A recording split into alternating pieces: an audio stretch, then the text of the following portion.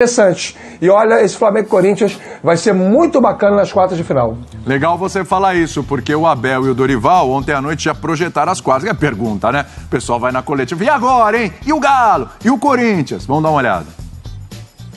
Olha, em primeiro lugar, e me desculpem, mas eu digo aquilo que penso, parabéns aos times brasileiros, porque de facto cada vez estão muito competitivos, são equipas muito competitivas, muito boas e vêm ao encontro daquilo que eu vos digo, que o campeonato brasileiro é, eu não posso dizer isto, a minha mulher vai me dar na cabeça, é mega competitivo, é possível, é mega competitivo, isso ajuda-nos a ser melhores. Portanto, a única coisa que eu lhe queria dizer em relação a isso é dar os parabéns aos clubes brasileiros pela forma com mais sofrida, menos sofrida, com mais sorte, menos sorte, com mais talento, menos talento. O que importa no final é passar, não interessa como, porque na história o que fica é o resultado. Olha, tem tudo para ser realmente dois grandes jogos. Nós, com certeza, estaremos numa outra situação, num outro momento.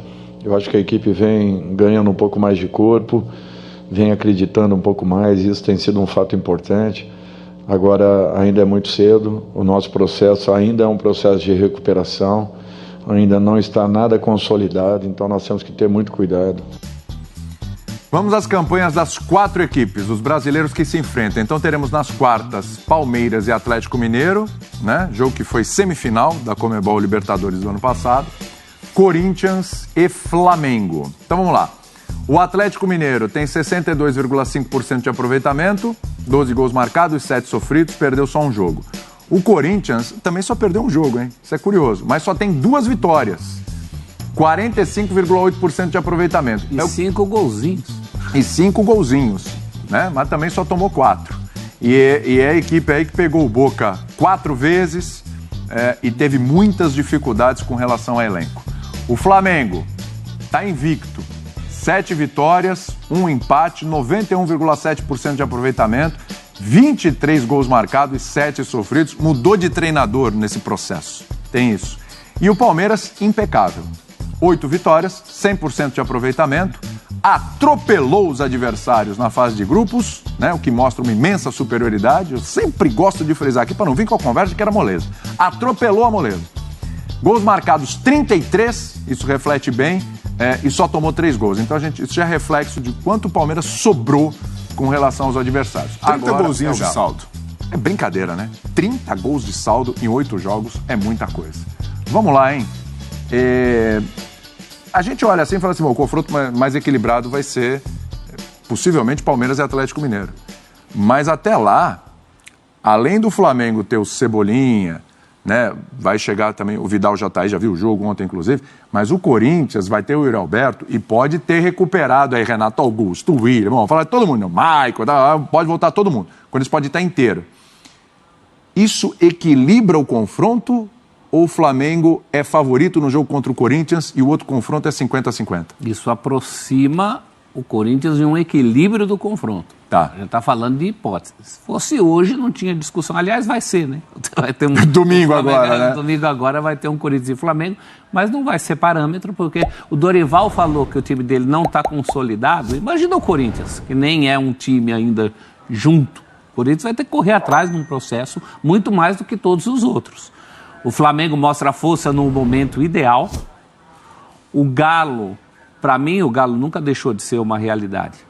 O Galo busca uma estabilidade à altura do time que tem. E o Palmeiras é disparado, que está na frente de tudo. Fosse uma competição de pontos corridos, dava o Palmeiras de longe, como acho que deve dar no Campeonato Brasileiro. Dava o Palmeiras de longe? Com sobra. Com sobra sobre o Galo e sobre o Flamengo? Na Libertadores, né? Não, fosse um confronto, uma disputa em ponto corrido. A gente mostrou aí, tem 100%. O Palmeiras, a cada 10 gols que faz, toma 1, não é isso? Isso. Você tem 30 para 3. Você está chegando nessa fase com uma vantagem de 10-1. Contra um adversário, por exemplo, o Corinthians, que só fez 5. O Corinthians tem uma vantagem. Eu acho que o Corinthians passou. Ele viu o preto do olho de Deus mais vezes durante essa competição. E para a Libertadores isso é importante. Não estou dizendo que o fato de Palmeiras, principalmente Palmeiras, mas também Flamengo, terem tido caminhos mais fáceis, não é isso que vai condenar os dois times. Mas o Corinthians chega com... O Corinthians já passou o extremo do inferno na Libertadores. Se a Libertadores acaba, o Corinthians não vai ter um extremo tão infernal quanto foi aquele jogo na Bombonera. Isso pode ajudar. O Corinthians ganha mais fôlego do que teria normalmente. A gente nunca colocou o Corinthians entre os favoritos. Não. E acho que continua não colocando. Mas ele ganha mais possibilidades, desde que pontinhos, uma série de coisas. Recuperar um, recuperar outro, o time se molda, porque também é muito pouco tempo para tudo isso, né? É isso, o equilíbrio só lá na frente. Hoje não teria, não. Mas pelos estágios das equipes, Corinthians ainda buscando, precisando ter seus principais jogadores de volta. O Flamengo, como o Dorival bem frisou, ainda não está consolidado. São 4 vitórias consecutivas, mas precisa criar uma casca como equipe, coletivamente precisa ser mais sólido. Eu vejo que o Palmeiras tem um favoritismo maior que o Flamengo no jogo contra o Corinthians, porque o Palmeiras é o único dessas equipes que a gente olha e fala, não, esse aí a gente sabe qual é o time titular, quem joga, como joga, as variações que o Palmeiras tem. E o Atlético tem tido problemas com o Turco. Por mais que venha numa sequência boa, ainda está muito longe de ser o Atlético do ano passado. Sabe o que eu penso com esse teu raciocínio? Que o melhor dos mundos para o Palmeiras é que as quartas de final já fosse semana que vem. Mas aí... O melhor dos mundos para o Palmeiras. Quartas semana que vem, né? O melhor dos mundos para o Flamengo. No confronto contra o Corinthians, para o Flamengo seria o melhor dos mundos. Né? Agora, este um mês. É um mês, né? É um mês, né? A conta é arredondando, é um mês. O Palmeiras pode se manter, ok, mas há uma chance muito grande dos outros chegarem, equilibrarem um bocadinho mais. O Corinthians nem se fala pela recuperação de atletas. O Flamengo, para se ajustar, e ainda vem jogadores, repito aqui, vem o Vidal, o Cebolinha, que já estão contratados, já estão aí, mas o Dorival tendo um mesinho para ajeitar a casa, para dar sequência ao que a gente viu ontem. Não é todo jogo que vai ser igual ontem, mas dar sequência até essa confiança que demonstrou ontem. E o Atlético, vai chegar o Gemerson, vai chegar o Pedrinho, chegar o Allan Kardec, já estão aí. O Pavão é que não pode jogar, né? Mas tem os 3 que podem jogar. Podem ser opções, inclusive, de banco pro Turco. E ele acertar, me parece que o tempo trabalha mais favoravelmente, principalmente ao Corinthians. Sim. E ao Flamengo e ao Atlético Mineiro. No ranking do tempo, sim. Mas ainda... E contra o Palmeiras, não contra o Palmeiras, mas o Palmeiras não tem muito a ganhar com esse tempo aí. Os 4 se o Palmeiras reforçaram. Seria bom a vida continuar. Vem o Merentiel e o Flaco, né? Mas quem tira o Rony? Quem tira o Rony? O Rafa quer falar. O Palmeiras é dos 4 quem menos precisa de reforços. Não, exatamente. Se você for comparar necessidade, né? Enfim, contratações que são para resolver problemas ou para melhorar opções, o Palmeiras se encontra na opção B. Então, para ele, que dos 4 que menos precisava era o Palmeiras. Os outros 3 precisavam. Mas, assim, são todos jogadores com potencial para individualmente modificarem o desempenho da equipe, acrescentarem valores de jogo aos seus respectivos times, solucionarem problemas que estão muito latentes e, com isso, tornarem os respectivos times mais competitivos. Então, assim, como acontece só em agosto, essa próxima etapa, é uma outra Libertadores, gente. Se você for falar hoje, é fácil dizer, pelo menos para mim, que o Flamengo é favorito contra o Corinthians e que o Palmeiras é favorito contra o Atlético. Mas daqui a um mês, é chute. Mas, ao contrário do ano passado, das semifinais, esse ano o Palmeiras é indiscutivelmente favorito contra o Atlético. Por tudo, pela campanha, pela evolução coletiva do time. Isso não vai mudar em um mês de jeito nenhum. Não. Vejo como muito difícil. Pode ser que o Palmeiras tenha uma queda... Pode mudar, sim. Pode mudar, sim. Mas... Depende do Galo também, se ele melhorar seu rendimento. Mas hoje, falando Libertadores só, pegando o recorte que a gente tem, que é o Palmeiras na Libertadores, a gente observa a diferença de mobilização do time, de concentração. É uma competição que o Palmeiras encara de forma diferente. Eu vejo que mesmo com esse um mês pela frente, possibilidade até de o Palmeiras perder a liderança no Campeonato Brasileiro por causa da curta distância, quando o confronto chegar entre Palmeiras e Atlético, eu acredito que o Palmeiras ainda vai ser favorito por tudo isso. O Abel, essa equipe, a base que se manteve, que sabe jogar competição. Então o Palmeiras tem mais casca que o Atlético. O Atlético vai se apegar muito em individualidades, a como o Pedrinho e Allan Kardec se encaixam, ao Hulk, mas como equipe ainda não se compara ao Palmeiras. Em jogo coletivo, o Palmeiras é superior. Sabe qual é o problema? É que Libertadores não tem hoje. Libertadores não tem hoje. Às vezes, entre um confronto e o outro, você tem surpresa. Tá aí o River Plate que caiu contra o Vélez. Antes a gente tinha uma perspectiva, o River Plate estava para o Vélez, não tanto porque o Palmeiras sobra mesmo, mas proporcionalmente o River Plate estava para todos os outros times argentinos, como o Palmeiras ou o Flamengo ou o Galo em relação aos nossos. E já caiu. Então a Libertadores, como diria o nosso querido João Guilherme. João Guilherme, é traiçoeira. E alguns times são mais traiçoeiros que os outros. Essa questão do tempo vai ser fundamental. Esse ano não será, prof. Não será o quê, Rafa? Um brasileiro será campeão da Libertadores. E lembrando que os dois sobreviventes só se encontram na final, né? Porque aí a gente está falando tudo bem, Corinthians e Flamengo, Galo e Palmeiras, mas aí até pelo andamento das chaves, eles só vão se encontrar lá na decisão. Sim, sim. Agora, é óbvio, a gente falando do tempo aqui, é óbvio que o tempo, o que mais precisa desse tempo é o Corinthians, por tudo que a gente já discutiu aqui, pelo menos é o que eu acho, assim. Você pode até discordar, mas eu acho que é óbvio que é o Corinthians, né? O Palmeiras nem precisava desse tempo. O Palmeiras é um time pronto. Então eu vou tirar os dois da equação e vou deixar entre Atlético e Flamengo. Rafa, entre os dois, para quem o tempo será melhor? Pode ajudar mais? Quem precisa mais desse tempo? Boa pergunta, William. Eu acho que aí a discussão ela teria que ser mais, digamos assim, individualizada, né? Os jogadores que o Flamengo está trazendo são jogadores que vinham jogando, né, com alguma frequência. O Vidal não era titular na sua equipe, mas jogou quase todos os jogos da Inter de Milão na última temporada. O Cebolinha termina a temporada lá na Europa titular absoluto do Benfica, jogando na sua posição lá pelo lado esquerdo. Então, acho que o Flamengo vai ter menos problemas para colocar os dois dentro de um modelo coletivo, pensando da perspectiva dos jogadores. Agora, tudo depende da metodologia de trabalho, tanto do Dorival quanto do Turco. E aí é uma outra discussão. Eu tendo a achar que, para efeito de benefício, porque você parte de um ponto de partida, você parte de uma lógica, de uma realidade. Hoje, os reforços que o Flamengo trouxe são jogadores mais prontos para entrarem em campo daqui a uma semana. Então, o tempo, teoricamente, né, por uma questão de dedução finita, vai ser mais interessante para o Atlético. Por isso que eu acho que, para o Galo precisa de mais tempo para azeitar elenco.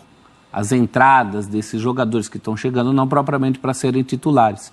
O Flamengo precisa de tempo para azeitar time, inclusive para o jeito de jogar. O Cebolinha, o fato de ser o Cebolinha, é um jeito diferente de jogar, por exemplo, do time de ontem. Vai voltar o problema Cebolinha ou Pedro, ou para entrar o Pedro tirar um Everton Ribeiro. Isso mexe no jeito do Flamengo jogar. Agora o Galo é mais, quem está chegando é para compor elenco, mas a gente não pode esquecer também que o atual estágio do time do Turco não é o estágio que se pede desse time do Galo. Então também tem que evoluir em relação ao jogo. Tem que chegar onde o Flamengo está chegando. Por exemplo, essa coisa de satisfazer a torcida, de falar, legal, voltou no caso do Flamengo, né? Voltou 2019. Sim. O Galo ainda não teve essa volta. Mas vai ter essa cobrança também. Acredito que o Galo vai jogar bem melhor do que jogou, por exemplo, contra o Emelec. Pelo tamanho do jogo. Precisa, né? Por estar engasgado com o Palmeiras. E aí a tendência natural desse trabalho evoluir. Mas ainda assim, mesmo o Atlético jogando melhor, chegando próximo ao seu ideal, por não ter até aqui, nessa metade de temporada, conseguido engrenar, e por tudo que a gente já viu do Palmeiras, é um confronto que, para o Palmeiras, ele entra em vantagem pelo que ele tem do emocional, o domínio que o Palmeiras tem desse tipo de situação, de chegar em jogo decisivo, de como o Abel consegue chamar esses caras e todos entregarem. É incrível como o Palmeiras tem uma...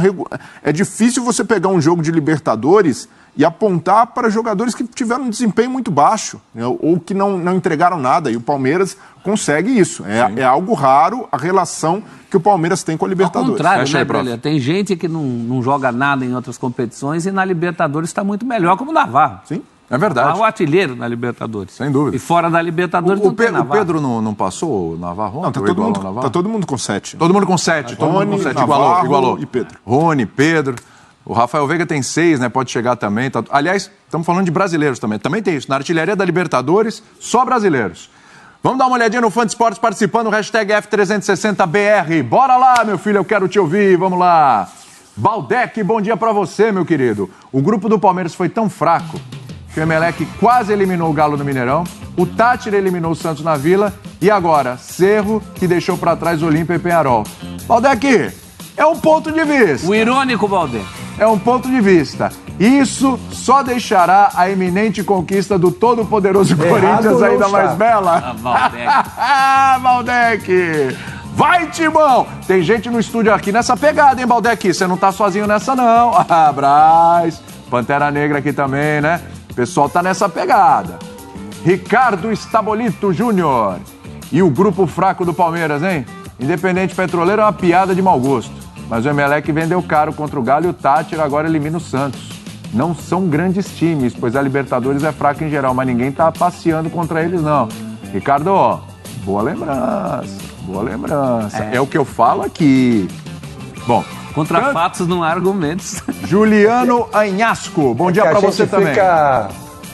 Tanto Galo contra Palmeiras e Flamengo contra Corinthians, nesses clássicos não existem favoritos, mas quem for decidir em casa tem uma grande vantagem. Pode ter o peso da decisão em casa, sim. Aí é Mengão e Palmeiras. É Mengão e Palmeiras, exatamente. Aliás, pro Corinthians, a passagem do Vélez...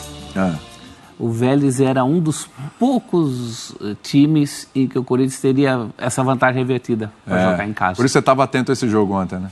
Você ficou feliz também, né? Não, eu o Brasil inteiro, né? Tirar o River Plate é ótimo para todo mundo. Mas para você teve algo mais, né? Teve algo mais especial, teve essa né? Coisa mais matemática. Esse detalhe.